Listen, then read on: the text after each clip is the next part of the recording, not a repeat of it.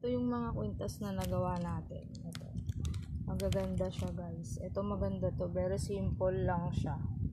Ayan. Tapos ito yung blue. Maganda rin. Ayan. Tapos ito. Maganda rin siya guys. May mga katerno yan. Ito yung mga bracelet. Magaganda rin to. Lahat to handmade ko. Matibay siya guys. Actually may suot nga akong isa. Ito. Ang ganda rin. Pwede siya pang mga lang, kahit walang occasion nasa bahay ka lang, maganda siya, ganyan, accessories lang. Tapos ito, yan, may mga bago tayong keychain, ayan, bebe, ayan, bebe. Tapos merong smile. Saka ito yung mga dati pa guys na nagawa ko rin. Sobrang dami.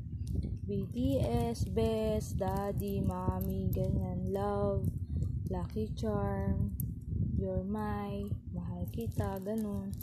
Mga kung ano-ano pa, madami yan guys. Ito pa. Ito, yan. Ito mga beads lang talaga siya, yung keychain niya. Ang gaganda rin nito guys. Mga palawet sa mga susi, sa bag, pwede siya, ganun. Tapos ito yung mga hikaw. Ang gaganda yung mga hikaw natin guys. Ang gaganda yan. Wait lang guys ha. Bubuksan ko yung hikaw. Ayan. Ito. Magaganda siya. Ayan. Kung titingnan nyo, ito yan, terno. Tapos ito naman yung sa blue. Ito. Ayan. Ito yung blue. Ito yung black. Lahat yan is handmade ko guys. Lahat yung ginawa ko lang. Ayan pa, ito pa, ayan. Ayan. At syempre, meron pa tayong iba pa. Ito mas magaganda kasi ito yung talagang medyo mahirap siyang gawin. Pero okay lang. Kasi nasasanay na tayong gumawa ng mga earrings. Ito guys. May smiley. Meron tayong TikTok. Ayan, ito. Sobrang gaganda, ang cute.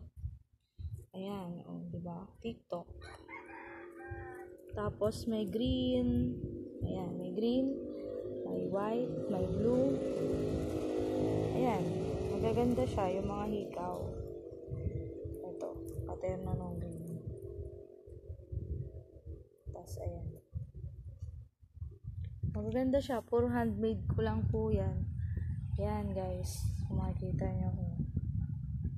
Sobrang gaganda ng bracelet. Ito pa.